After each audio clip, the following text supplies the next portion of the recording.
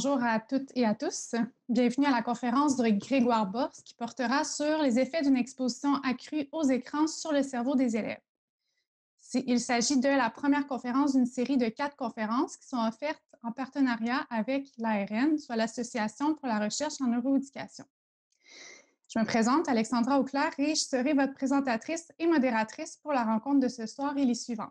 Bienvenue à tous et à toutes. Notre conférencier de ce soir, Grégoire Borst, est professeur de psychologie du développement et de neurosciences cognitives de l'éducation à l'Université de Paris, membre de l'Institut universitaire de France et directeur du laboratoire CNRS de psychologie du développement et de l'éducation de l'enfant, le LAPSID. Ces recherches ont principalement pour objectif de déterminer le rôle du contrôle inhibiteur dans le développement neurocognitif de l'enfant et de l'adolescent pour différents domaines et différents apprentissages scolaires. Il s'intéresse également aux conséquences de l'exposition accrue aux écrans constatée ces dernières années, en particulier chez l'enfant et l'adolescent, dont le fonctionnement neurologique et cérébral est en plein développement. Je vous explique un peu rapidement le fonctionnement de ce soir. Une période de questions de 30 minutes va suivre la conférence du professeur Borst. On vous invite à écrire vos questions dans la section Q et R qui se retrouve au bas de votre écran Zoom et non dans la section Converser, s'il vous plaît. Et je m'occuperai de sélectionner et de poser vos questions suite à la conférence. Étant donné que, évidemment, on a des contraintes de temps, il se peut que votre question ne soit pas répondue. Nous vous remercions d'avance de votre compréhension à ce niveau-là. Je laisse maintenant la parole au professeur Borst. Bonne conférence à toutes et tous.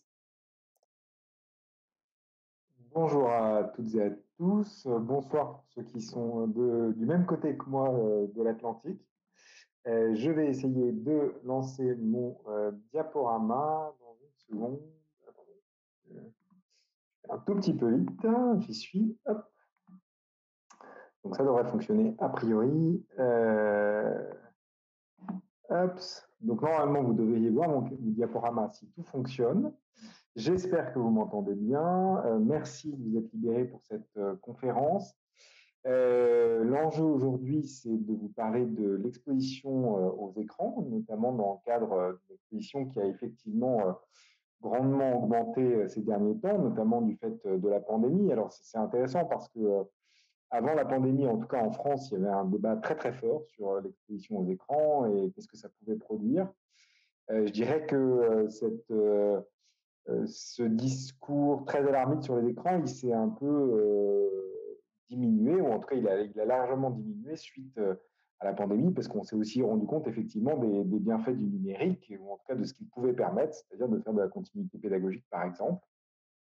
Mais ça n'enlève pas la question, effectivement, qui est une question légitime, qui est de se poser la question réelle de qu'est-ce qu'on peut dire finalement de l'exposition aux écrans. Est-ce qu'il faut s'alarmer? Quel est l'effet réel sur le cerveau des élèves, mais aussi sur leurs apprentissages et sur leur développement cognitif et socio-émotionnel? L'enjeu de ma conférence aujourd'hui, c'est au-delà de vous donner finalement un peu un aperçu de là où en est la recherche sur ces questions-là, c'est surtout de vous amener à vous poser les bonnes questions, je dirais, et d'arriver à déterminer les domaines sur lesquels on n'a pas suffisamment de données encore et sur lesquels il pourrait y avoir d'une certaine manière une précaution à avoir, d'autres domaines sur lesquels on a finalement une distance suffisante pour avoir des données relativement consolidées, et puis d'essayer de dépasser un peu parfois ce qui est de l'ordre de nos biais qu'on peut avoir en tant que parent, en tant qu'éducateur, sur finalement l'émergence de ces nouvelles technologies qui posent évidemment des questions, mais dont il ne faut pas nécessairement avoir peur, ou en tout cas si on en a peur, il faut savoir pourquoi, et est-ce que ce sont des peurs et des craintes raisonnées. Alors, se poser la question de l'exposition aux écrans, c'est évidemment se poser la question de l'exposition aux écrans au regard du développement cognitif et socio-émotionnel de l'enfant. Donc, ça interroge évidemment les modèles qu'on utilise pour concevoir le développement cognitif de l'enfant et de l'adolescent. C'est évidemment important parce que, en tout cas dans la communauté pédagogique française, témoigner essentiellement de la communauté pédagogique française, il y a encore très ancré un modèle du développement cognitif qui est un modèle très linéaire et cumulatif du développement de l'enfant, qui est un modèle hérité d'un psychologue du développement célèbre, Jean Piaget, qui pense le développement cognitif de l'enfant à travers 3 à 4 grands stades, d'un bébé sensorimoteur à un adolescent qui accède au stade des opérations formelles et qui est capable de pensée abstraite. Et souvent, quand on se pose la question de l'exposition aux écrans, on pense souvent que les écrans sont d'autant plus délétères qu'il y a une exposition qui est précoce.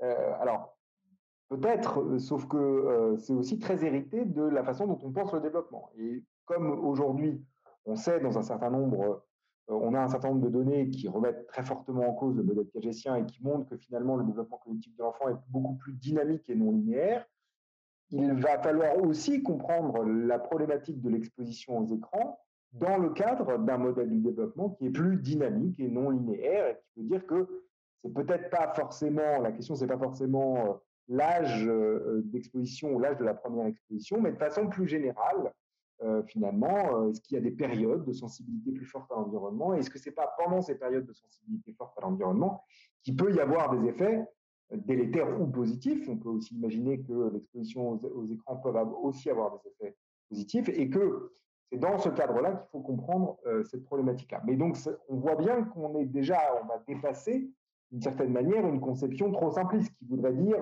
pas d'écran avant 3 ans, et si les enfants ne sont pas exposés avant 3 ans aux écrans, alors il n'y a pas de danger potentiel pour les enfants. On voit que c'est un peu plus complexe que ça, et c'est aussi un des points que je vais essayer de mettre en évidence dans ma conférence. Bon, la deuxième idée forte, c'est de dire que, au même titre que le développement cognitif et socio-émotionnel de l'enfant est moins linéaire qu'il n'y paraît, la maturation cérébrale, elle est elle aussi moins linéaire qu'il n'y paraît.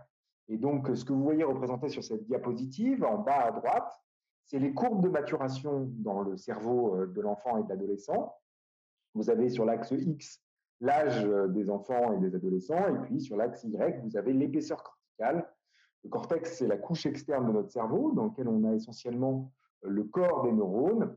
Et on sait que au cours de la maturation cérébrale, au cours du développement du cerveau avec l'âge, on a deux grandes phases qui vont s'opérer. Une première phase dans laquelle on va multiplier les connexions entre les neurones. Il faut savoir qu'à des moments de la vie, il y a plusieurs millions de synapses, de connexions entre les neurones qui se créent à la seconde, et que la prolifération de ces synapses, la multiplication des connexions entre les neurones, mécaniquement, ça va entraîner une augmentation de l'épaisseur du cortex. Et ce qu'on voit représenté sur ces courbes, on voit d'abord que c'est les courbes en U inversées, donc avec d'abord, un premier temps, on a une augmentation de l'épaisseur corticale, et puis il y a un deuxième temps, la maturation cérébrale, dans le développement du cerveau, où on va sélectionner les connexions les plus pertinentes, les plus adaptées finalement, pour que l'organisme soit le plus adapté à son environnement. Et en sélectionnant les synapses, les connexions les plus pertinentes, on va entraîner mécaniquement une diminution de l'épaisseur du cortex. C'est ce qu'on voit sur ces courbes qui diminuent dans un second temps. Ce qui est important d'avoir en tête, c'est que cette maturation cérébrale, elle s'opère à différents rythmes dans différentes régions du cerveau. Donc, encore une fois, quand on s'intéresse à l'exposition aux écrans, il va falloir évidemment distinguer peut-être différents types d'écrans, mais il va peut-être aussi falloir distinguer différents types de contenus et différents types d'exposition à différents âges. Donc, ça va évidemment complexifier la réponse. On voit bien qu'on va très rapidement dépasser une vision simpliste qui serait de dire les écrans c'est mauvais et c'est mauvais plus on est jeune. Alors, c'est aussi hérité d'un autre neuromythe qui circule très fortement, qui est cette idée que la période de sensibilité extrême à l'environnement du cerveau, c'est la période de la toute petite enfance, la période 0-3 ans. C'est ce que vous voyez en gris dans cette diapositive. Sauf qu'on se rend compte, quand on s'intéresse à la maturation cérébrale, que ce n'est pas la seule période de sensibilité extrêmement forte à l'environnement. Il y a une deuxième période de sensibilité très forte à l'environnement, pratiquement aussi forte que la période 0-3 ans, où il se passe autant de choses pratiquement en termes de réorganisation du cerveau. C'est la période de l'adolescence, c'est la période de 10 à 12 ans, contrairement à ce qu'on peut le penser, jusqu'à plus de 18 ans, même si on est majeur à 18 ans, le cerveau continue à se développer jusqu'à 22 ans. Et cette période-là, c'est une période de sensibilité à l'environnement qui est quasiment aussi forte que la période de 0-3 ans. Donc on voit bien que cette question de l'exposition aux écrans, elle ne se pose pas que pour la toute petite enfance. Sauf que cette période de sensibilité accrue à l'environnement à l'adolescence, c'est une sensibilité accrue à l'environnement social, et notamment au groupe social. Et donc, tout d'un coup, ça interroge notamment la relation des ados avec le réseau social.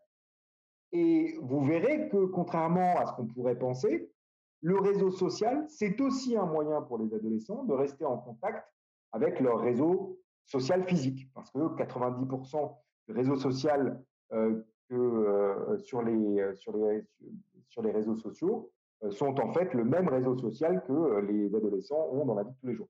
Donc, c'est cette problématique-là qu'il faut prendre en compte quand on se pose la question de l'exposition aux écrans. Alors, c'est évidemment une question médiatisée. Nous, on a en France un chercheur, alors qui n'est pas du tout spécialisé dans les écrans, dans l'exposition aux écrans, c'est ça qui est intéressant. C'est un neuroscientifique qui est un spécialiste de la prise de décision. Il ne connaît absolument rien au développement de l'enfant, absolument rien à la maturation cérébrale, ce n'est pas du tout son domaine, mais néanmoins, il est très vocal sur la problématique des écrans et il a tout un livre qui expose la problématique de l'exposition aux écrans qui créerait finalement des crétins digitaux. Tout son argumentaire, c'est que le fait qu'on soit surexposé aux écrans va entraîner finalement des effets extrêmement délétères pour le développement du langage, mais aussi de façon plus générale pour le développement de l'intelligence. Alors donc, il a cette particularité, c'est qu'il va chercher différents champs de la recherche et il fait des connexions parfois un peu hasardeuses entre ces différents champs pour étayer l'idée que le numérique et l'exposition aux écrans peut avoir des effets extrêmement délétères sur le développement cognitif et sur le développement de l'intelligence de façon générale. Alors, il prend par exemple, vous savez, certaines données qui semblent suggérer qu'on est un peu arrivé à un asymptote de l'intelligence humaine. Et vous savez que quand on mesure l'intelligence avec des tests d'intelligence, on a un effet qui était observé jusqu'à maintenant, qui était un effet qu'on appelle l'effet Flynn. L'effet Flynn, c'est cette idée que quand on regarde le score d'une génération à une autre sur les tests de quotient d'intelligence, on observe globalement que le score augmente d'une génération à une autre. Et puis, patatras, apparemment, on est arrivé à la première génération dans laquelle on n'a plus cet effet qui s'observe. Et puis, en fonction des pays, on a des interprétations de ce phénomène. Et pour Michel Desmurget, pour ne pas le citer, ça serait finalement l'expression du fait que nos enfants sont surexposés et donc leur intelligence ne se développe pas comme avant. Alors, pas de chance pour lui, la recherche allant et produisant des résultats, on s'est rendu compte qu'en fait, l'effet Flynn, par exemple, il n'y a pas d'anti-effet Flynn en France. En France, l'intelligence ne diminue pas, contrairement à ce qu'il semblait suggérer dans son livre. C'est peut-être vrai pour certains pays anglo-saxons, mais en tout cas, ce n'est pas vrai en France. Et en plus, d'autres chercheurs ont démontré qu'en fait, ce n'est pas du fait que l'intelligence n'a pas diminué en France ou n'a continué à augmenter, c'est essentiellement parce que les tests de quotient intellectuel, si on n'observe plus cet effet Flynn, c'est parce qu'ils deviennent de plus en plus datés dans ce qu'ils mesurent de notre façon de réfléchir. Donc, tout ça pour dire, alors je passe un peu de temps sur Michel Desmurget parce que dans sa nouvelle version de son livre, il y a plus de 10 pages qui me sont consacrées et qui expliquent à quel point je travestis les données réelles sur la problématique de l'exposition aux écrans. Bon, je dirais exactement la même chose sur la façon dont il présente les résultats, donc on en est à peu près là en ce moment. Mais bon, on voit bien que c'est une question médiatisée, c'est-à-dire que quand on s'intéresse à la question, je vous ai trouvé quelques headlines qu'on peut trouver dans certains journaux en France, on trouverait par exemple « Votre smartphone vous rend stupide, c'est scientifiquement prouvé ». Où on a « Trouble de l'érection, les écrans ne sont pas vos amis ». Tenez-le-vous pour dit. Donner un smartphone à un enfant, ça serait comme donner 1 gramme de cocaïne selon une experte des addictions. Très bien, l'experte des addictions a donc donné une sanction.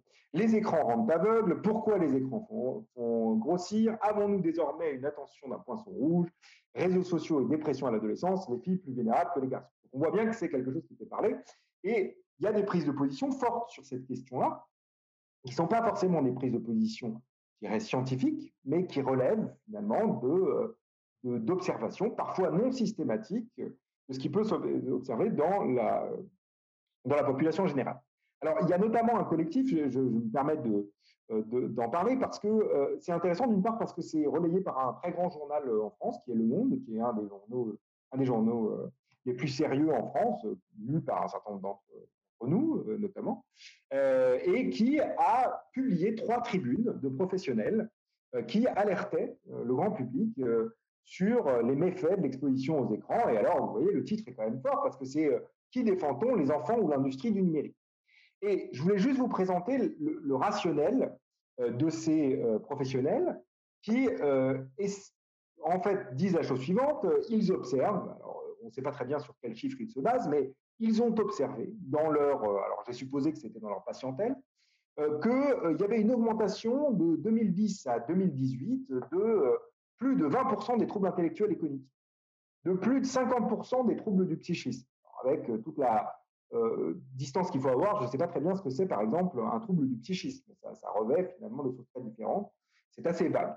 De plus de 90% des troubles du langage et de la parole. On voit bien cette antienne, un problème entre l'exposition aux écrans et le développement du langage. Bon, alors, il n'y a pas de, vous avez vu sur les troubles auditifs, troubles visuels et troubles moteurs, bon, il n'y a pas l'air d'y avoir de gros effets. Et ils regardent cette augmentation entre 2010 et 2018 dans leur patientèle et ils disent, vous voyez bien, ça montre bien que la problématique, c'est l'exposition aux écrans. Parce que ce qui a changé le monde entier entre 2010 et 2018, c'est l'exposition accrue aux écrans. Alors, je ne vais pas argumenter contre le fait qu'il y a une exposition plus importante aux écrans, mais simplement, quand on fait un peu de science, on se rend bien compte que c'est allé un peu vite en besogne que d'attribuer de façon causale l'augmentation de ces troubles à l'explosion du temps passé par les enfants devant les écrans. On pourrait simplement dire, par exemple, que les professionnels sont mieux formés à diagnostiquer ce type de troubles, d'où le fait qu'il y a plus une augmentation des troubles dans la population et dans la patientèle de ces professionnels. C'est une explication. Ça peut être aussi l'exposition aux neurotoxiques, ça peut être l'exposition à un certain nombre de polluants. Donc, on peut imaginer d'autres facteurs qui expliquent l'augmentation de ces troubles qui ne seraient pas du tout liés à l'exposition aux écrans. Ce que font finalement ces professionnels, et c'est ça qui est drôle, parce que finalement, la première chose qu'on explique à nos étudiants quand ils arrivent, en tout cas dans les études de psychologie, mais je suppose que c'est le cas dans d'autres filières, c'est de bien faire la différence entre une corrélation, le fait que deux variables vont avoir tendance à augmenter en même temps ou à diminuer en même temps. Typiquement, il y a une corrélation entre la taille et le poids au cours du développement. Si vous prenez la courbe du poids et la courbe de la taille, il y a une corrélation, elles ont tendance à covarier ensemble. Néanmoins, on sait toutes et tous que la corrélation n'établit pas de lien de causalité. Et je voulais juste vous le montrer par l'absurde. Si je vous montre par exemple ici, c'est un graphique qui montre la courbe, qui montre une augmentation graduelle des dépenses des États-Unis dans le domaine de la science, de l'espace et des technologies. Alors, ça s'arrête en 2009. Si je l'avais pris au moment de Trump, ça aurait probablement chuté. Et le nombre de suicides par pendaison. Évidemment, il n'y a aucun lien entre les deux. Mais on voit bien qu'effectivement, la corrélation ne donne pas de lien de causalité. Mais ce que font ces professionnels, que je respecte par ailleurs pour l'expertise de professionnels, c'est qu'ils établissent un lien qui est à peu près aussi stupide, ou en tout cas aussi peu étayé d'une certaine manière. Et donc, tout l'enjeu de ce qu'on essaye de faire aujourd'hui, c'est d'essayer d'établir le lien de causalité qu'il pourrait y avoir entre l'exposition accrue aux écrans, ou l'exposition aux écrans, et les effets que produit cette exposition sur le développement cognitif de l'enfant et de l'adolescent. C'est juste compliqué à mettre en évidence. Pourquoi c'est compliqué? Parce qu'une corrélation, ça peut s'interpréter de façon très différente. Vous pouvez dire, par exemple, c'est une possibilité, que c'est parce que vous avez certaines capacités cognitives ou certaines prédispositions socio-émotionnelles que vous avez tendance à regarder plus les écrans. Première possibilité, quand vous avez une corrélation, ça peut tout à fait refléter ça. Deuxième possibilité, ce qui est celle généralement, l'interprétation faite par la majorité des gens, c'est de dire que c'est parce que les enfants regardent beaucoup les écrans qu'ils ont des capacités cognitives qui diminuent, ou dans certains cas, certains chercheurs rapportent une augmentation de ces capacités cognitives. Mais encore une fois, ça ne vous donne pas bien de causalité absolue. Dernière possibilité, quand vous avez une corrélation, c'est que les deux variables covarient, mais dues à un facteur qui n'a pas été observé par les chercheurs, une variable latente, ce qu'on appelle une variable latente. Typiquement, vous avez une corrélation entre la consommation de café et le cancer du poumon. Vous savez toutes et tous que ça n'est pas la caféine qui produit ou qui est un facteur de risque pour le cancer du poumon. Ce qui explique ce lien, c'est simplement une variable latente cachée qui est que les gens qui ont tendance à consommer plus de café sont ceux qui ont plus tendance à fumer. Et que c'est ce qui explique le lien entre le café et le cancer du poumon. Et quand on est dans la problématique des écrans, on est exactement dans cette problématique-là. C'est difficile d'isoler les variables. Ce qu'il faut utiliser, et on voit bien que c'est très complexe, la seule manière expérimentalement de mettre en évidence un lien de causalité, c'est d'utiliser la méthode expérimentale.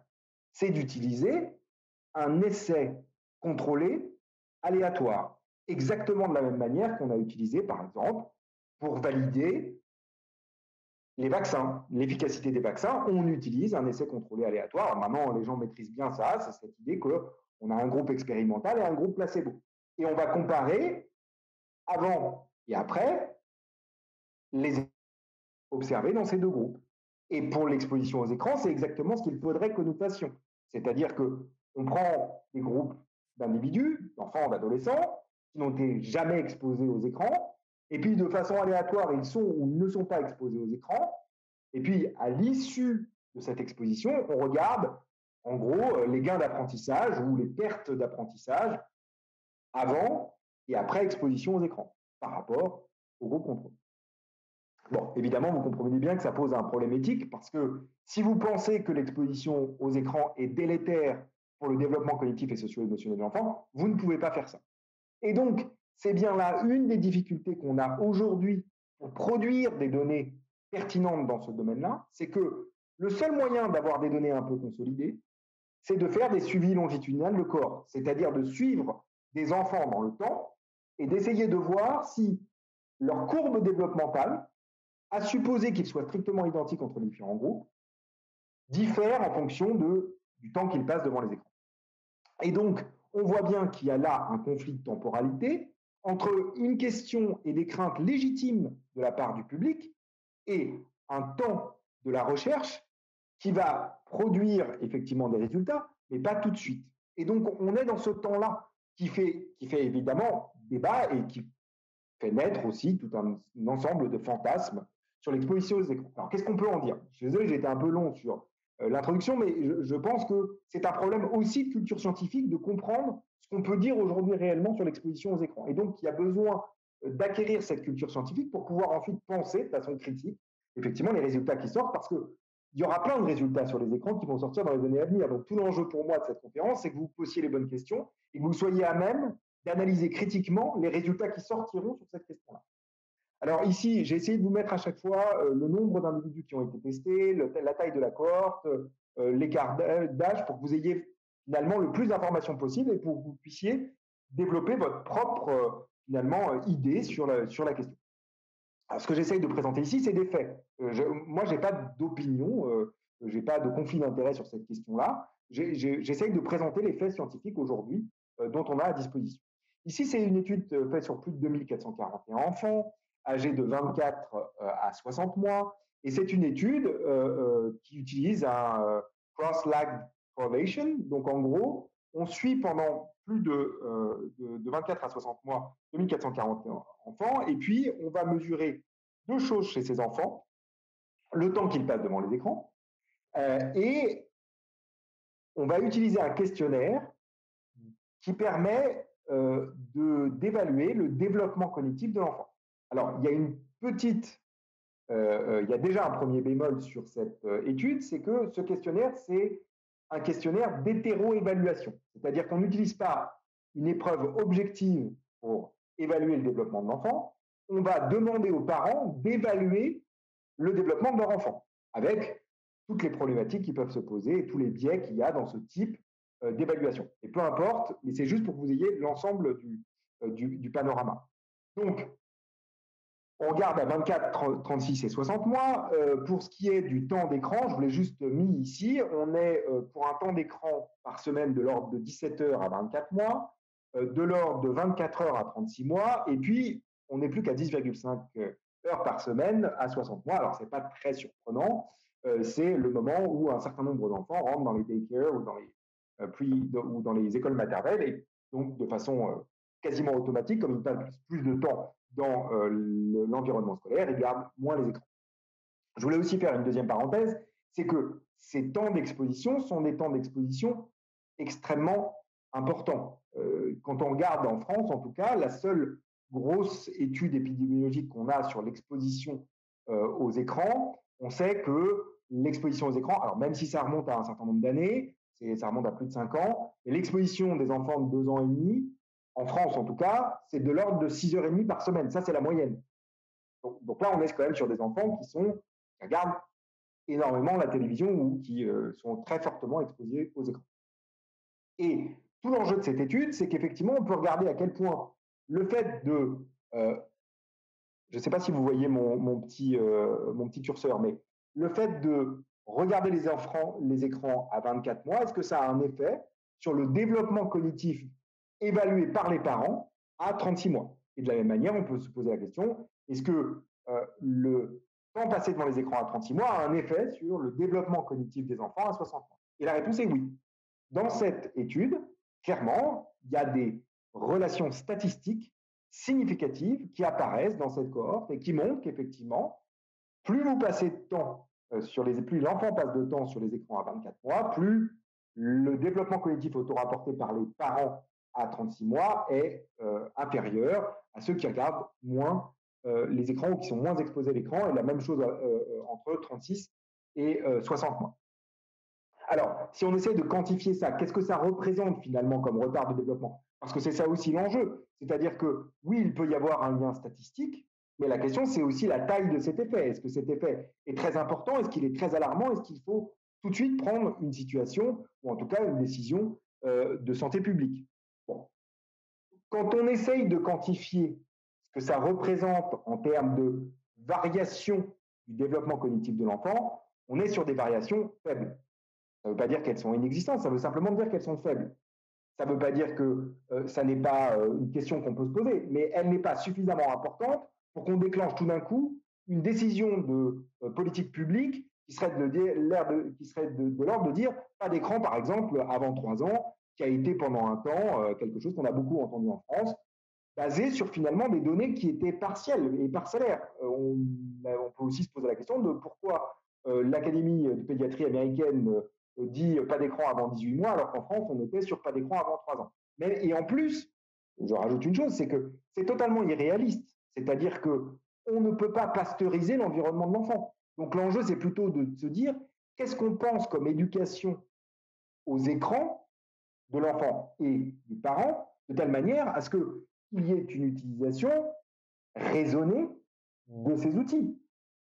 Parce que l'interdiction en tant que telle, on sait qu'elle fonctionnera peu ou pas. Bon, ce sur quoi on a un peu de distance, c'est l'exposition à la télévision. Parce que quand on met la grosse catégorie de l'exposition aux écrans, ça ne veut pas dire grand-chose. Il faut quand même essayer de dissocier un peu le type d'écran, le type d'usage de ces écrans, et puis on verra qu'il faut même aller jusqu'à dissocier les types de contenus. Donc, il y a eu beaucoup, en tout cas dans le langage courant, on dit souvent que les enfants qui regardent beaucoup la télévision ont beaucoup de difficultés à se concentrer, à rester attentifs. Et donc, il y a eu effectivement un certain nombre d'études qui ont été menées sur ce domaine-là, et notamment une étude qui a été menée, qui a été publiée dans les années 2010, et qui porte sur plus de 1159 enfants, et qui, ces enfants, on a évalué le temps qu'ils passaient sur les écrans devant la télévision, entre 1 et 3 ans, et ils sont testés à 7 ans. Et ce qu'on observe effectivement, c'est qu'il y a un lien entre le temps passé devant la télévision et les troubles de l'attention. Ici, on parle de troubles de l'attention, donc on est dans une catégorie qui n'est pas simplement avoir des difficultés à se concentrer, on est dans une pathologie, dans un trouble neurodéveloppemental. Neurodéveloppemental, ça veut dire qu'il est dû à la façon dont se développe le cerveau. Et on voit effectivement des liens apparaître, mais uniquement pour une consommation d'écran de télévision qui dépasse 7 heures par jour. Donc on est complètement hors norme par rapport au temps d'exposition classique moyen d'un enfant. Et puis, si vous commencez un peu à être sensible à ce que je vous ai dit jusqu'à maintenant, ça reste une corrélation. Donc la question, elle est peut-être aussi de savoir si les enfants qui ont des troubles de l'attention n'ont pas plus tendance à rester devant la télévision que des enfants qui n'ont pas de troubles de l'attention. Et ça, on ne peut pas le dissocier dans cette étude, puisque, comme vous le savez peut-être, on diagnostique les troubles de l'attention bien après 1 à 3 ans. Généralement, c'est vers 6-7 ans qu'on commence à poser le diagnostic des troubles de l'attention. Donc, on voit bien ici que si on peut être alerté par ce résultat, il faut aussi pouvoir le relativiser et essayer de l'interpréter de façon peut-être un peu nuancée. Il y a un autre champ sur lequel on a entendu beaucoup de choses, c'est cette question de l'association entre le QI verbal, entre finalement les compétences langagières de l'enfant et le temps passé devant la télévision. De ce point de vue-là, c'est une étude intéressante qui a été publiée en 2015, qui a été, alors vous voyez, là, l'échantillon est un peu plus réduit, c'est 273 enfants de 5 à 18 ans, dont 233 d'entre eux ont été vus plusieurs fois. Donc, on les a vus à différents âges. Donc, on a eu un suivi qu'on appelle longitudinal. Si on regarde, et c'est ce que vous voyez en haut à droite de la diapositive, les liens entre le QI verbal et le nombre d'heures passées devant la télévision, on voit qu'effectivement, il y a une association. Les enfants qui passent plus de temps entre 5 et 18 ans, on voit bien que c'est aussi une étendue importante en termes d'âge. Entre 5 et 18 ans, les enfants qui passent le plus de temps devant la télévision ont tendance à avoir un moins bon QI verbal. Ce qui est plus intéressant d'un point de vue développementaliste, c'est évidemment pas simplement qu'est-ce qui se passe à un âge donné, mais aussi si je regarde la télévision à un âge donné, qu'est-ce que ça a comme effet sur le changement de mes capacités langagières, sur le développement de mes capacités langagières. Donc ça, c'est ce que vous voyez en bas de la diapositive. Il montre effectivement que le temps passé à un âge donné devant la télévision a un effet sur le développement du langage, sur le développement du quotient intellectuel verbal, un peu plus large effectivement que les capacités langagières. Ce qui est intéressant aussi dans cette étude, c'est qu'ils se sont aussi intéressés aux modifications neuronales du temps passé devant les écrans. Et ce qu'ils observent, ici on est en transversal, donc c'est-à-dire qu'on se pose la question de savoir quel est le lien entre le temps passé devant la télévision à un âge donné et la modification de la structure du cerveau, que ce soit en termes de matière grise, plutôt le cortex, en termes de matière blanche, c'est-à-dire les fibres nerveuses qui relient les différentes parties du cortex entre eux. Et ce qu'on observe, c'est qu'on a des modifications dans les parties postérieures du cerveau, mais aussi dans les parties préfrontales, qui sont quand même le siège de fonctions de plus haut niveau. Donc ça pose évidemment une question.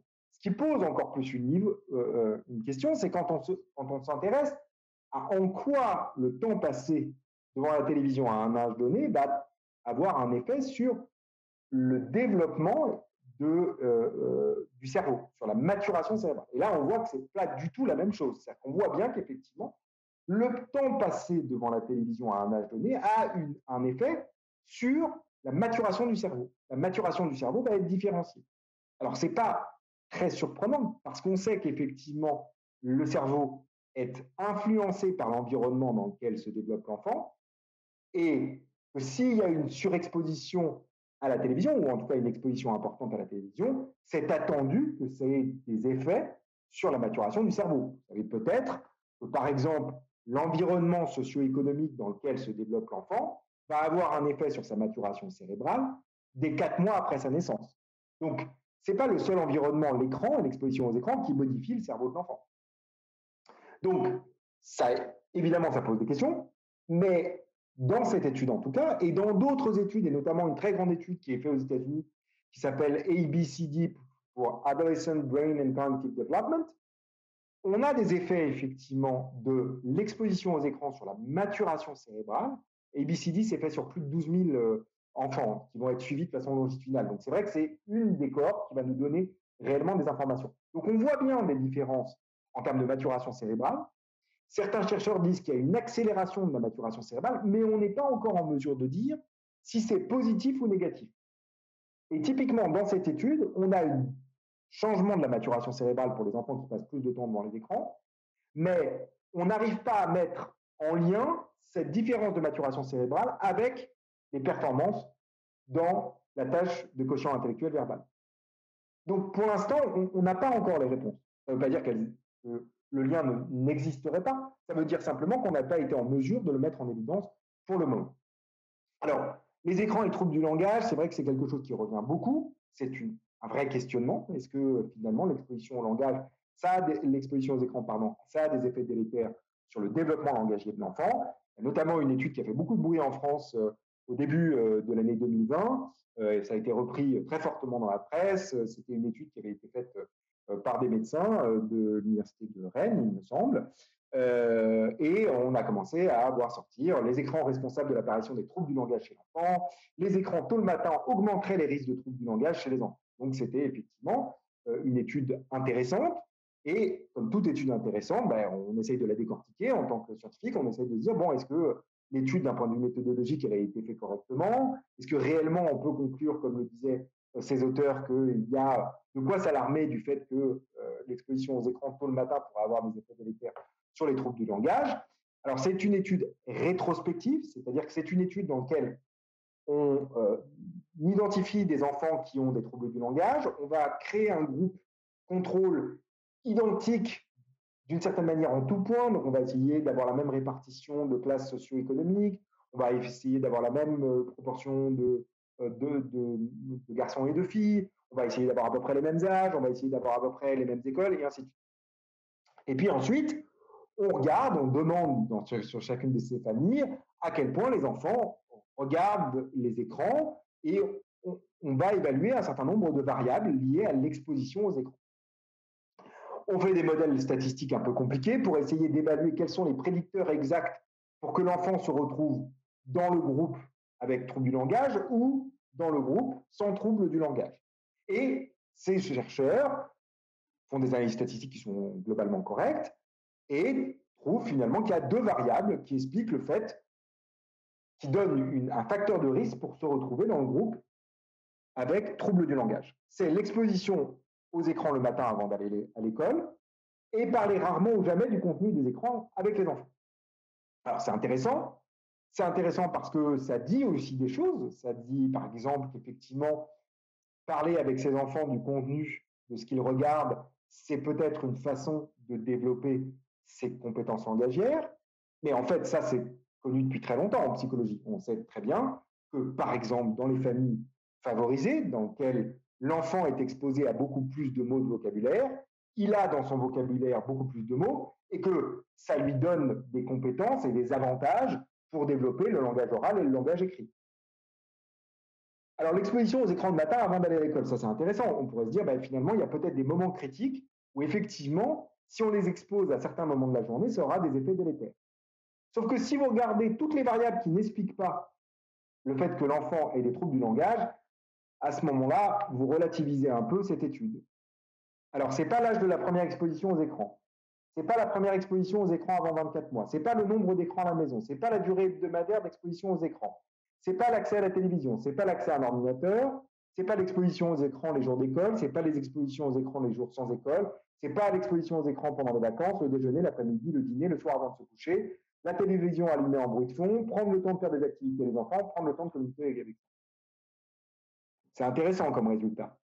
Mais quand on regarde un peu l'envers du décor, on se dit que cette étude, elle ne démontre pas de façon absolue l'effet délétère de l'exposition aux écrans sur le développement langagier de l'enfant. Par contre, elle dit quelque chose, à mon avis, qui est intéressant, c'est qu'effectivement, s'il y a de la coaction, s'il y a de la, finalement, co-attention sur un même objet qui peut être l'écran avec un adulte, peut-être que ça peut être un facteur de prévention d'effets délétères d'une exposition à des contenus X ou Y sur les écrans. Bon, à ce moment-là de la conférence, vous devriez commencer à vous dire que soit j'ai vraiment une attitude pro-écran, soit si vous avez réussi à saisir la subtilité de mon message, c'est surtout de vous dire que s'interroger sur l'exposition aux écrans de façon complètement monolithique, ça n'a pas beaucoup de sens. En fait, il faut s'intéresser au contenu. C'est évidemment le contenu qui va primer. Et quand on essaye de s'intéresser aux effets positifs et aux négatifs des écrans, et quand on essaye d'aller un peu au-delà du discours un peu simpliste qui est de dire c'est mauvais d'être exposé aux écrans, on se rend compte que évidemment ça dépend du contenu. Et cette étude, elle est intéressante. Alors, elle est à prendre avec un certain recul, puisqu'on n'a que 51 enfants dans cette étude-là. C'est des enfants qui sont suivis de 6 à 30 mois. Et Ce qu'on regarde, c'est, on va comparer des enfants qui ont été exposés à la télévision par rapport à des enfants qui ont regardé et qui n'ont pas été exposés à la télévision par rapport à des enfants qui ont regardé différents types de contenus. Et quand on regarde l'exposition à la télévision de façon générale, on se rend compte qu'effectivement, une exposition à la télévision en façon générale entraîne 7,84 mots en moins dans le vocabulaire à 30 mois. Donc, effectivement, on pourrait se dire, ben voilà, on a une preuve que être exposé à la télévision, c'est une mauvaise chose pour le développement langagier de l'enfant. Sauf que ça paraît être le cas essentiellement pour certains contenus. Si vous regardez les Teletubbies, alors c'est intéressant les Teletubbies parce que les Teletubbies, ça avait été fait soi-disant pour s'adapter à la capacité de traitement de l'information des bébés. Sauf que l'exposition aux Teletubbies, apparemment, ça entraîne un déficit du nombre de mots dans le vocabulaire de l'enfant. Mais, surprise, quand on regarde Dora l'exploratrice, ça a l'effet exactement opposé. Ça entraîne une augmentation du nombre de mots par rapport aux enfants qui ne regardent pas la télévision. Ce n'est pas par rapport à ceux qui regardent les Teletubbies, c'est par rapport à ceux qui ne regardent pas la télévision. Donc là, on se dit, ah, c'est quand même un tout petit peu plus complexe que ça. Et donc, évidemment, ça dépend de la nature du programme, ça dépend de la qualité de ce programme, et on voit bien que la réponse devient beaucoup plus complexe, mais en même temps plus proche de la réalité, parce que c'est un problème éminemment complexe, c'est qu'il va falloir s'intéresser à la qualité des contenus, et donc évaluer la qualité de ces contenus. Et on voit bien que ça va prendre un peu de temps, mais que c'est déjà un message un peu différent qu'on peut donner aux parents, et où, de façon plus générale, à l'ensemble des citoyens, c'est interrogez-vous sur le contenu. Il y a des contenus qui peuvent produire des effets positifs, alors même que des contenus sur le même écran peuvent avoir des effets négatifs.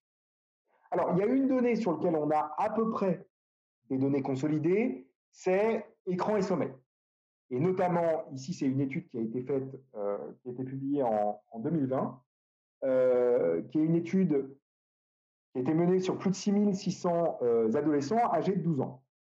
Et cette étude, elle montre de façon assez univoque qu'effectivement, l'exposition aux écrans va avoir un effet délétère sur la qualité du sommeil des adolescents.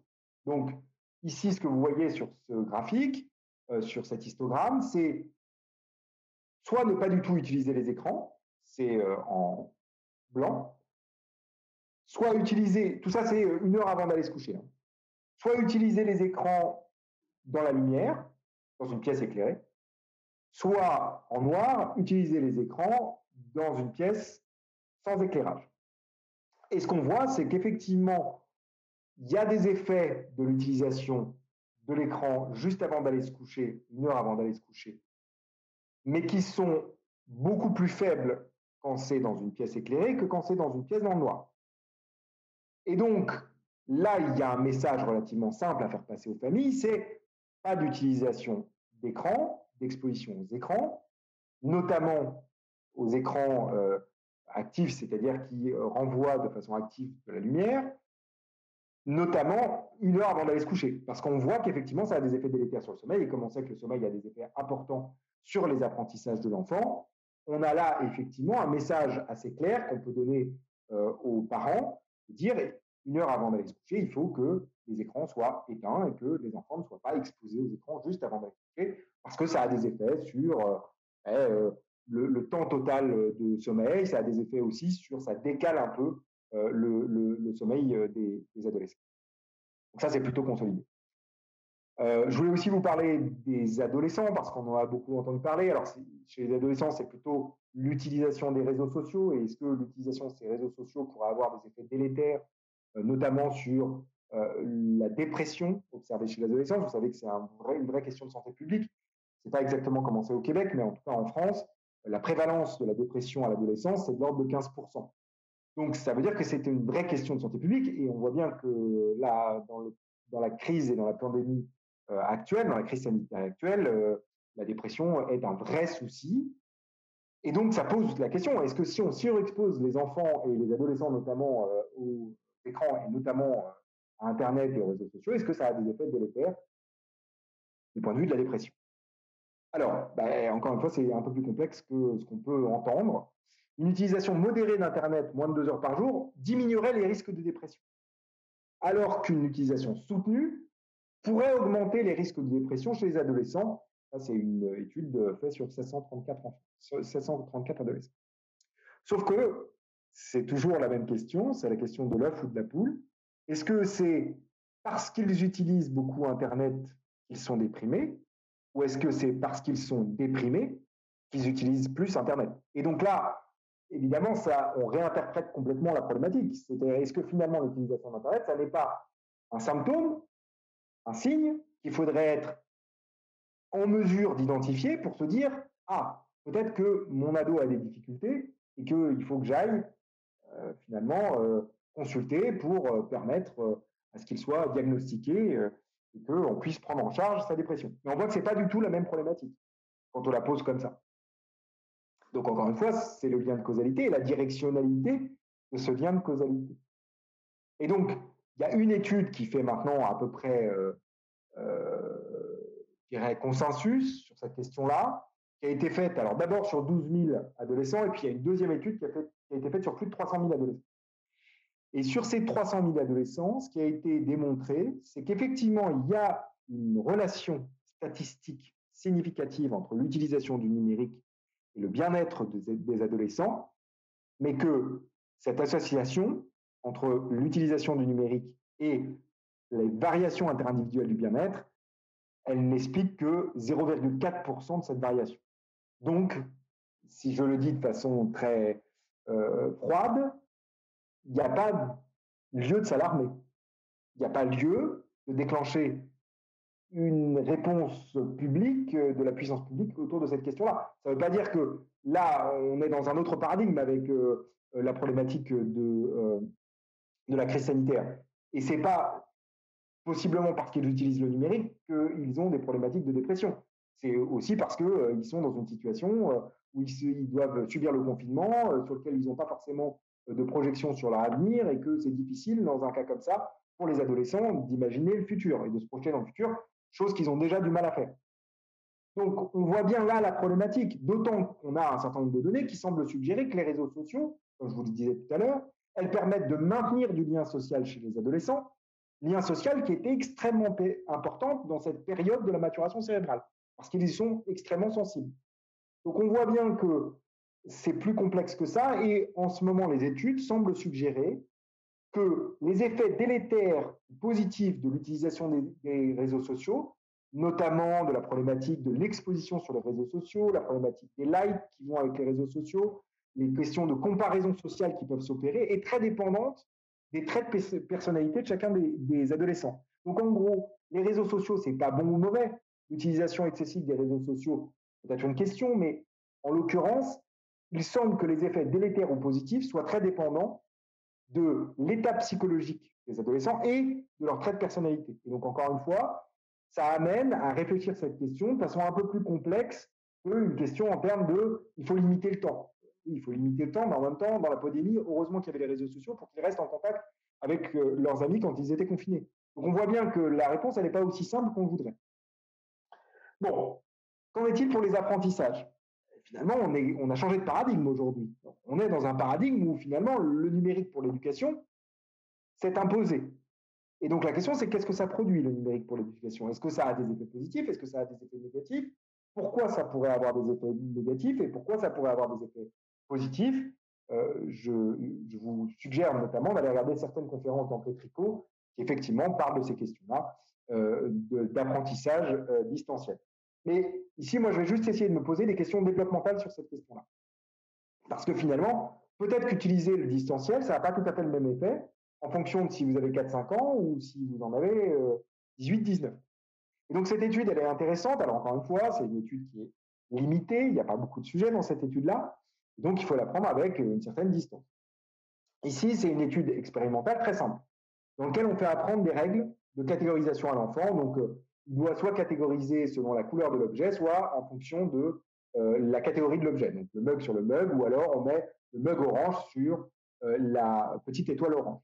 Et on regarde le temps avec lequel l'enfant va apprendre ces règles de classification en fonction de s'il est en présentiel, c'est-à-dire si l'expérimentateur est face à face avec l'enfant, ou en distanciel, si l'expérimentateur est en visioconférence avec l'enfant. Ce qu'on voit, si on compare les deux situations, les adultes apprennent plus vite que les enfants, c'était attendu puisque c'est une tâche relativement simpliste. Mais ce qui est plus intéressant, c'est qu'il n'y a pas de différence au niveau comportemental et en termes d'apprentissage entre l'apprentissage en présentiel et en distanciel. Alors, ce qui devient plus intéressant, c'est que cette étude, elle a aussi regardé ce qui se passait avec la spectroscopie par approche infrarouge, qui est une technique qui permet de regarder le taux d'hémoglobine dans le sang. Ils ont regardé qu'est-ce qui se passait dans le cortex moteur des enfants, et notamment dans un réseau qu'on appelle le réseau des neurones miroirs. Vous savez, c'est ces neurones qui sont activés quand vous observez une action. Et ça, c'est notamment un neuropsychologue italien qui s'appelait Risolati qui avait mis ça en évidence. Et il avait montré qu'effectivement, chez le singe éveillé, si vous mettez une électrode dans son cortex moteur et qu'il voit un humain déplacer son bras gauche, il a le cortex moteur relatif à son bras gauche qui s'active, alors même qu'il ne fait aucune action. Et ce qui est intéressant dans cette expérience, c'est que ce qu'on voit chez l'adulte à droite, c'est qu'il n'y a pas de différence entre la condition live et la condition, statistiquement, de différence entre la condition live, apprendre en live ou apprendre en vidéo, dans ce cortex moteur, dans la réponse des neurones du cortex moteur, quand on voit l'action, quand on voit l'action s'opérer en réalité ou quand on le voit en vidéo. Mais chez l'enfant, ce n'est pas du tout la même chose. On voit que ce cortex moteur, ces réseaux de neurones miroirs, ils ne répondent pas quand les enfants apprennent en distanciel, quand ils apprennent sur une vidéo. Et donc là, on peut se poser une question développementale, c'est de se dire, mais si l'enfant n'apprend qu'en distanciel, s'il ne développe pas ce réseau des neurones miroirs, dont on sait qu'elle est extrêmement importante pour l'apprentissage par observation et imitation, est-ce que finalement, avoir appris en distanciel très jeune, ça ne peut pas avoir des effets délétères sur les processus plus généraux de l'apprentissage, notamment par imitation et observation, plus tard dans la vie. Et donc là, ça ouvre une vraie question autour de cette chose-là. Bon, simplement vous montrer qu'il y a un certain nombre d'apprentissages fondamentaux qui peuvent être soutenus par le numérique. Donc, il faut aussi se poser les questions finalement de l'exposition aux écrans, mais de l'utilisation raisonnée et intelligente des écrans. Et on sait par exemple que, je vais vous montrer rapidement cette étude, puis je ne voudrais pas prendre trop de temps sur la discussion, donc je vais essayer de conclure dans les 5-10 minutes qui viennent. Ici, on fait une étude dans laquelle on teste l'apprentissage de l'écriture manuscrite, mais soit en utilisant finalement une approche relativement classique, qui est d'apprendre à faire des lignes d'écriture, des lignes de lettres, les unes après les autres sur la page avec un stylo, soit d'apprendre sur tablette. Alors, soit avec un stylet, soit avec le doigt sur la tablette. Et puis, c'est une étude expérimentale, donc on va regarder avant, après exposition à différents types d'interventions pédagogiques, lequel des trois groupes apprend le plus vite et apprend le mieux. Et c'est assez contre-intuitif parce que vous savez qu'on a beaucoup entendu parler de comment l'écriture manuscrite pouvait aider aux apprentissages. Vous savez que certains pays de l'Europe du Nord qui avaient mis en place un apprentissage purement sur clavier de l'écriture sont revenus à une écriture manuscrite parce qu'on sait notamment qu'apprendre la graphie des lettres, ça aide à la reconnaissance visuelle des lettres, donc ça aide à l'apprentissage de la lecture. Néanmoins, dans cette expérience-là, ce qu'on observe, c'est qu'un apprentissage, c'est ce que vous voyez en haut à droite sur cet histogramme, en haut à droite, un apprentissage sur tablette, que ce soit avec un stylet ou avec le doigt, on apprend beaucoup plus vite à former les lettres, alors même que tous les enfants sont testés sur papier-crayon. Le test, après intervention, il est sur papier-crayon. Donc, il y a un transfert qui doit s'opérer de la tablette vers le papier-crayon. Néanmoins, les enfants qui apprennent sur tablette apprennent beaucoup plus vite. Et non seulement ils apprennent plus vite, mais en tout cas, ceux qui apprennent avec le doigt, ils apprennent mieux. Ils forment des lettres de façon plus efficace et de meilleures lettres que ceux qui apprennent sur papier-crayon ou ceux qui apprennent avec un stylet. Alors, pourquoi? Parce que le numérique éducatif, en tout cas pour ce type d'apprentissage qui sont des apprentissages d'automatisation procédurale, ils ont quelque chose qui est effectivement extrêmement important pour les apprentissages, c'est qu'ils permettent de faire de la correction en temps réel du mouvement du doigt de l'enfant et qu'ils peuvent donner un feedback en temps réel à l'enfant. Donc, il peut corriger beaucoup plus rapidement son geste, beaucoup plus rapidement, en tout cas, que quand il fait des lignes d'écriture dans un cahier et qu'à la fin de la séance, le professeur doit venir corriger les lignes d'écriture des enfants. Donc, c'est probablement pas le numérique en tant que tel qui produit l'effet positif. C'est probablement le fait qu'on peut faire de la différenciation pédagogique en utilisant le numérique. Alors, jeux vidéo, on en entend beaucoup parler. Est-ce que les jeux vidéo ont des effets délétères sur les apprentissages de l'enfant? Encore une fois, ça dépend du type de jeu vidéo et ça dépend de ce que vous évaluez, ça dépend du type de compétences que vous voulez développer. Je vais juste vous montrer cette étude, elle est intéressante parce que c'est une étude qui utilise un design chez l'adulte d'essais contrôlés aléatoires. C'est des non-joueurs qui n'ont jamais joué à des jeux vidéo, enfin, qui ont très peu joué à des jeux vidéo, et qui, de façon aléatoire, vont être assignés à deux groupes. Un groupe qui va jouer à des jeux vidéo d'action, type Fortnite, et un jeu qui va jouer à Sims, qui est plutôt un jeu où on développe des interactions avec des personnages dans l'environnement. Et puis, avant et après intervention, ils sont testés sur un ensemble de batteries, et notamment sur des batteries attentionnelles et sur des batteries de raisonnement visio-spatial. Et ce qu'on voit, c'est qu'effectivement, ceux qui jouent à des jeux vidéo d'action développent des capacités attentionnelles plus fortes que ceux qui jouent à d'autres types de jeux vidéo, des jeux qui ne sont pas des jeux vidéo d'action. Mais ce qui est très impressionnant sur l'effet positif des jeux vidéo d'action, c'est que ces gains d'apprentissage, ils se maintiennent jusqu'à 5 mois après l'arrêt de l'utilisation des jeux vidéo. Et c'est vrai que ce soit dans le domaine des compétences attentionnelles, que ce soit dans le domaine du raisonnement visio-spatial. Et l'enjeu, c'est de se dire, mais alors comment on peut utiliser intelligemment ces jeux vidéo, notamment pour développer les capacités attentionnelles des enfants, puisqu'on sait que les capacités attentionnelles des enfants, elles sont critiques, extrêmement importantes pour les apprentissages scolaires fondamentaux, notamment dans la lecture. Et cette étude, elle est intéressante parce qu'elle a été faite chez des enfants qui ont des troubles des apprentissages, qui ont un trouble neurodéveloppemental, qui font qu'ils ont des difficultés à apprendre à lire. Ici, on est chez des enfants dyslexiques. Et cette étude, elle a testé l'utilisation d'une remédiation basée sur les jeux vidéo et sur l'utilisation d'un jeu vidéo d'action. Donc ici, ce n'est pas Fortnite, hein, on tire sur des petits lapins avec des ventouses. Et donc, ils s'entraînent pendant 12 heures, ce n'est pas 12 heures d'affilée, hein, ils s'entraînent de façon séquentielle sur plusieurs semaines. Et on va comparer des enfants dyslexiques qui s'entraînent soit à des jeux vidéo d'action, soit à des jeux vidéo qui ne sont pas des jeux vidéo d'action. C'est ce que vous avez sur ces graphiques. En haut, vous avez les capacités attentionnelles. T1, c'est avant intervention. T2, c'est après intervention. NAVG, c'est pour des jeux qui ne sont pas des jeux vidéo d'action. Et AVG, c'est pour des jeux vidéo d'action. On voit que ceux qui jouent à des jeux vidéo d'action, ils développent leur capacité à focaliser leur attention sur les informations importantes d'une scène visuelle, mais aussi à distribuer leur attention sur la scène visuelle. Et puis, de façon plus surprenante, on a un effet de transfert qui s'opère. Ceux qui jouent à des jeux vidéo d'action développent des meilleures compétences de lecture. Donc c'est un peu paradoxal et surprenant. On n'entraîne pas du tout les capacités langagières de l'enfant, alors même que la dyslexie est plutôt un trouble phonologique. Et pour autant, on a des effets positifs sur la mécanique de la lecture. On n'est pas dans la compréhension de la lecture. Ici, on est vraiment dans la capacité à faire du décodage graphophonique.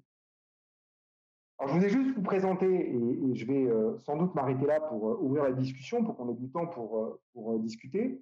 Je ferai juste une toute petite parenthèse avant d'ouvrir la discussion. C'est une étude qui est menée au laboratoire, menée par Irène Altarelli, qui est intéressante parce que l'idée, c'est de créer un jeu vidéo qui n'est pas un jeu vidéo commercial, mais qui est un jeu qui a été développé par des chercheurs pour essayer de développer différentes fonctions de haut niveau dans le cerveau. Donc, c'est un jeu qui permet d'étudier, de développer soit des capacités attentionnelles, c'est ce que vous avez en haut à gauche, soit les capacités à distribuer son attention sur une scène visuelle, soit en bas à gauche de développer la mémoire de travail. La mémoire de travail, c'est un peu l'atelier du cerveau. C'est cette mémoire qu'on invoque pour faire de la résolution de problèmes, qui nous permet d'activer des informations et de manipuler ces informations en vue de la résolution d'un problème, soit en bas à droite, ces capacités d'inhibition, de résistance aux automatismes, qui nous permettent par exemple d'inhiber des distracteurs dans une scène visuelle pour se focaliser sur l'information importante.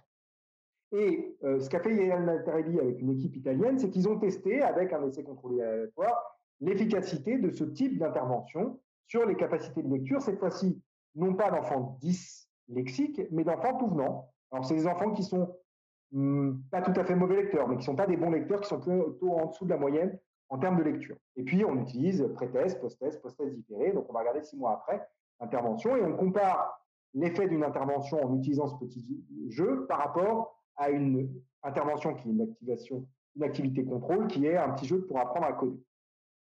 Ce qu'observe Irène Altarelli et ses équipes et ses collaborateurs, c'est entre le pré-test, c'est-à-dire avant intervention et après intervention, et même 6 mois après intervention, que vous voyez sur la partie gauche, c'est une augmentation des capacités attentionnelles. Et ce qui est plus intéressant, c'est que l'augmentation de ces capacités attentionnelles, en parallèle, on a une augmentation des capacités de lecture chez des enfants qui sont tout venants, mais qui ont des difficultés en lecture, ce n'est pas des bons lecteurs. Donc on voit comment on peut utiliser de façon intelligente les jeux vidéo d'action pour renforcer un certain nombre de processus de haut niveau dans le cerveau et que ça peut avoir des effets positifs, même sur les apprentissages scolaires fondamentaux. Je ne sais pas où est-ce qu'on en est en termes de temps. Si je suis au bout de mon temps, je m'arrête là et j'ouvre la discussion pour les questions. Sinon, j'ai encore quelques slides, mais c'est absolument comme vous voulez. Je peux m'arrêter là. J'ai dit l'essentiel.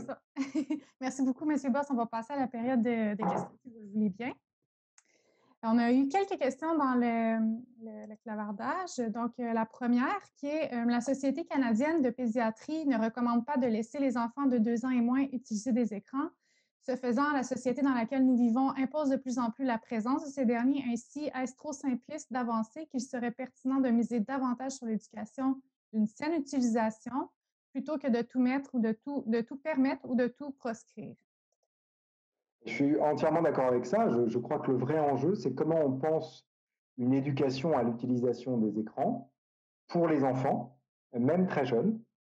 Alors évidemment, quand on parle d'enfants très jeunes, à 2 ans, on n'est pas sur des expositions importantes, on est sur des expositions extrêmement limitées dans le temps. En interaction avec les parents, je pense que ça, il faut le dire aux parents, il y a une responsabilité, on ne laisse pas son enfant seul devant un écran quand il est très jeune. On s'assure du contenu, on s'interroge sur le contenu. Est-ce que le contenu pourrait être d'une certaine manière de contenu de qualité? Est-ce que, par exemple, si on s'intéresse à du contenu narratif, langagier, est-ce qu'il y a un vocabulaire qui est suffisamment soutenu? Est-ce qu'il est suffisamment différencié? Ça, c'est la première chose. Et puis, effectivement, on essaye de faire de l'éducation aux parents. On ne fait pas simplement de l'injonction, parce que ça, on sait que ce n'est pas possible. Il y a des écrans, il y en a objectivement partout. Et puis, on prend aussi la réalité sociologique, c'est-à-dire qu'on sait que dans des familles monoparentales, quand on est obligé de travailler, de faire les cours, de faire la cuisine, parfois les enfants restent seuls devant la télévision. Donc, qu'est-ce qu'on propose pour ces familles? Et peut-être qu'on essaye de proposer déjà du contenu de qualité, c'est-à-dire qu'il y a aussi un enjeu pour les médias de proposer du contenu de qualité qu'ils diffusent. Et c'est pour ça, par exemple, que je siège au Conseil supérieur de l'audiovisuel en France. Je fais partie d'un comité d'experts sur la question du jeune public. Et effectivement, c'est un des enjeux. Comment on crée du contenu de qualité pour ces enfants. Et puis la dernière chose, je pense que c'est important de le dire, c'est qu'il y a aussi le temps qu'on passe, nous, sur nos écrans, alors qu'on devrait être en interaction avec nos enfants. Et que, très honnêtement, dans les premières années de la vie, le plus important, là où ils vont apprendre le plus, c'est en étant en interaction avec les adultes. Et donc, tout l'enjeu, c'est peut-être de leur prêter un peu plus attention. Alors, on a une vie trépidante, très importante, mais il y a quand même une injonction un peu paradoxale là. C'est-à-dire qu'on passe notre temps à dire à nos enfants, n'utilisez pas vos écrans, et on est en permanence devant nos écrans alors qu'on devrait être en interaction avec eux.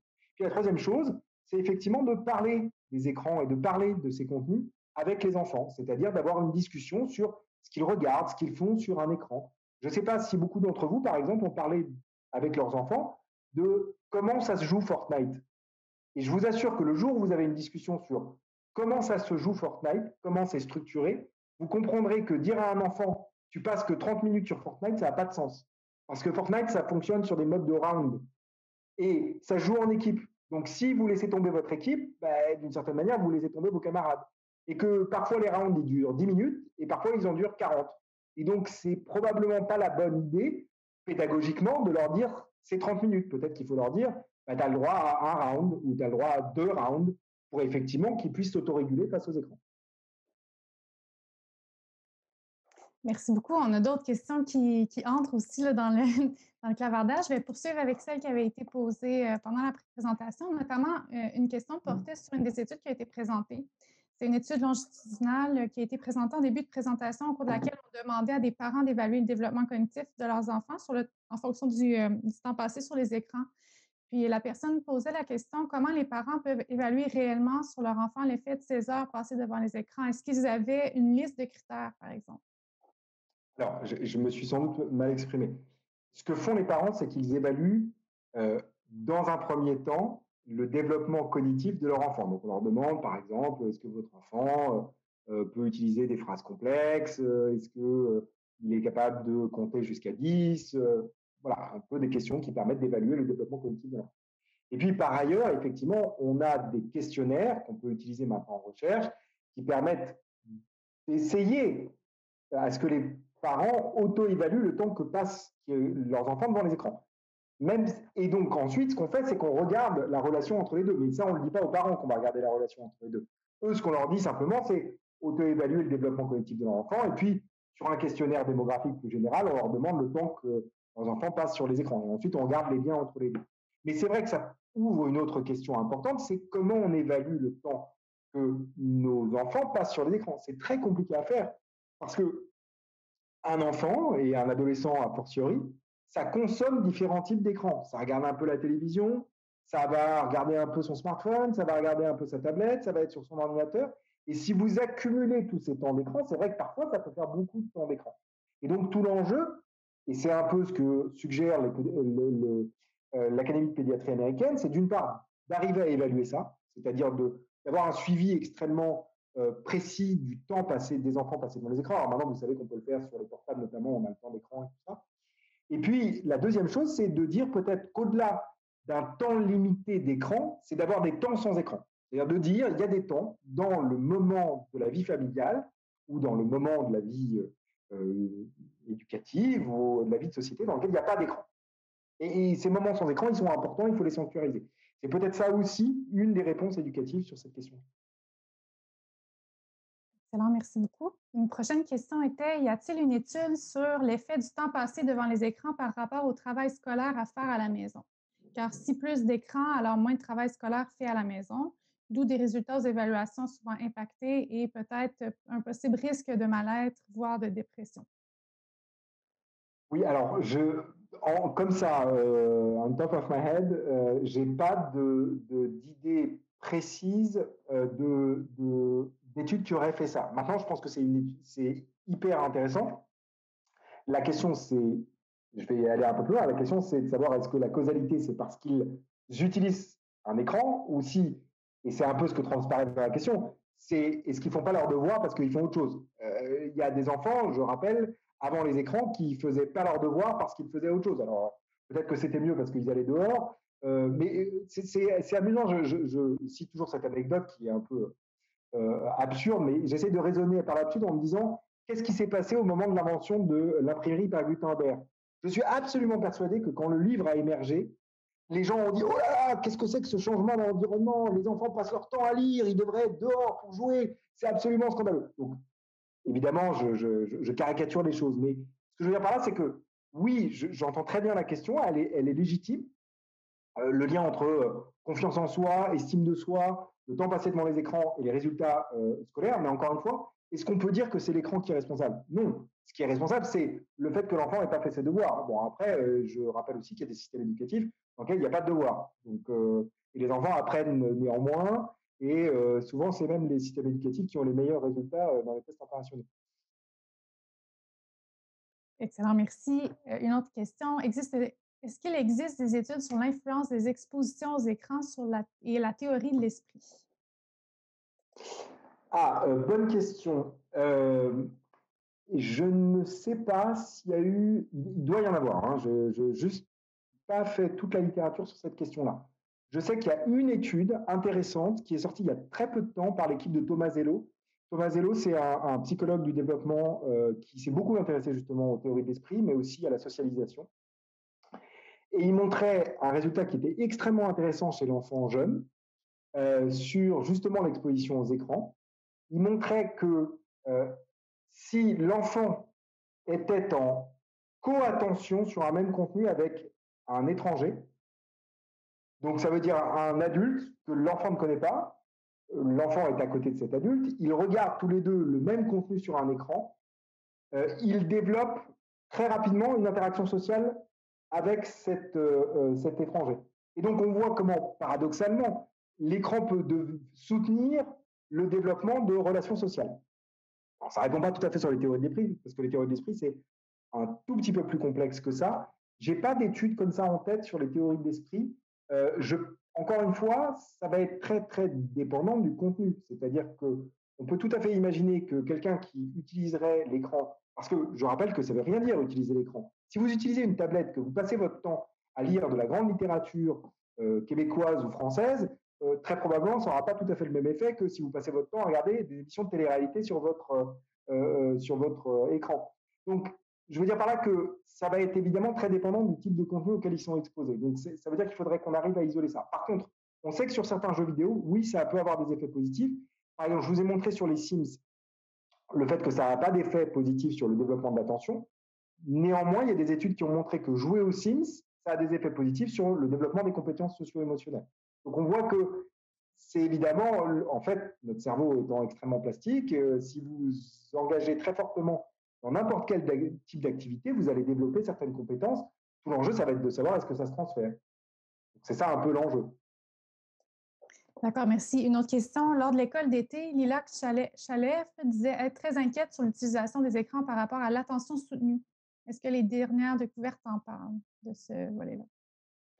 Alors, c'est une question qui est récurrente dans le domaine. Je pense qu'il faut bien dissocier qu'est-ce qu'on identifie comme étant la problématique. Il y a deux types de discours. Il y a un premier discours qui est finalement les réseaux sociaux ont comme mécanisme, et de façon générale l'ensemble des fournisseurs de contenu numérique ont comme mécanisme que vous consommiez du temps d'écran. Logique, puisque d'une certaine manière, l'enjeu, c'est que vous restiez, qu'on fasse de la publicité ciblée, et ainsi de suite. Et c'est vrai aussi pour YouTube et autres. Et donc, il y a une industrie qu'on appelle une industrie de l'attention. C'est-à-dire qu'en gros, il faut maintenir votre attention sur votre activité. Donc ça, c'est une réalité. C'est vrai que c'est un mécanisme qu'utilisent les créateurs de contenu pour vous maintenir devant un écran. Ensuite, sur la question de savoir est-ce qu'il y a une diminution dans la population générale des capacités attentionnelles, la réponse est non. Pour l'instant, on ne voit pas apparaître cette diminution globale des capacités attentionnelles. Et sur un autre domaine que je trouve intéressant, qui est les capacités d'autorégulation, puisqu'on entend aussi beaucoup ça, les enfants ne savent plus se contrôler, c'est parce qu'ils sont tout le temps devant les écrans, qu'il y a de la récompense permanente, et que, soi-disant, ils seraient beaucoup moins bons pour s'autoréguler qu'avant.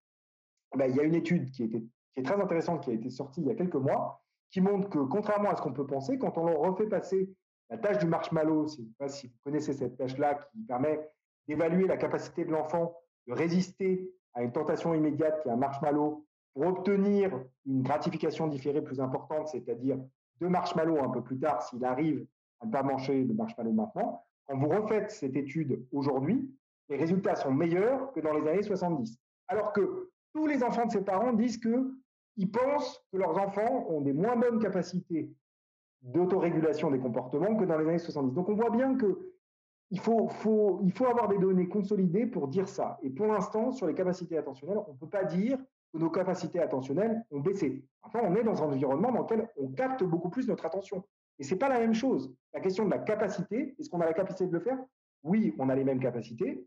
Je rappelle que notre cerveau, à la naissance, est strictement identique aujourd'hui qu'il ne l'était il y a 20 ans, qu'il était il y a 5400 ans. Donc, les écrans, ça n'a pas transformé notre cerveau. Après, c'est sûr qu'on est dans un environnement différent et que nos ressources attentionnelles sont beaucoup plus utilisées qu'avant. Et ça, effectivement, ce n'est pas tout à fait la même chose. Voilà, c'est juste ça que je veux dire. On a toujours la capacité de maintenir son attention, d'avoir une attention soutenue. La question, c'est est-ce qu'on peut le faire?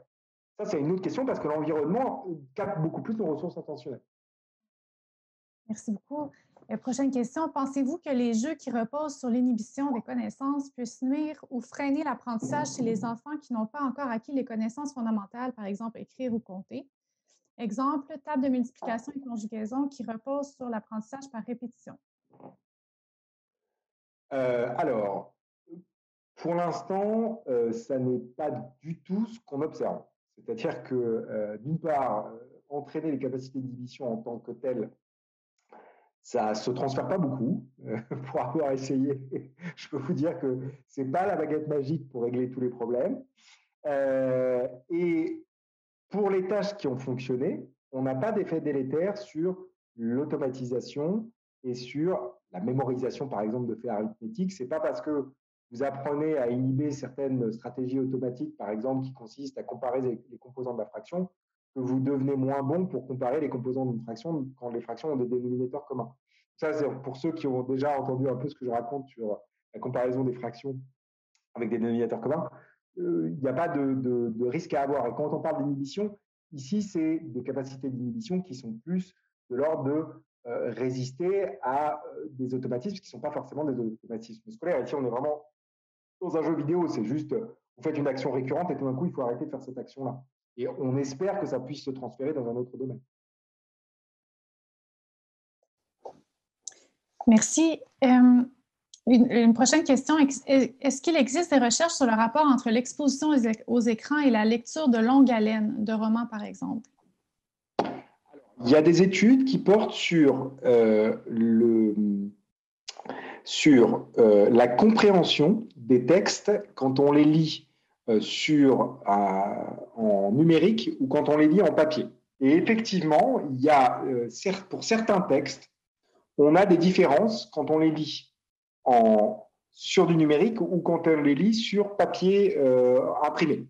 Donc, ça pose une question plus générale effectivement, il y a peut-être différents types de contenus sur lesquels on peut favoriser une lecture sur le numérique, alors qu'il faudrait plutôt favoriser une lecture sur papier pour d'autres types de textes, notamment quand la charge est importante et qu'il faut se souvenir de pas mal d'informations.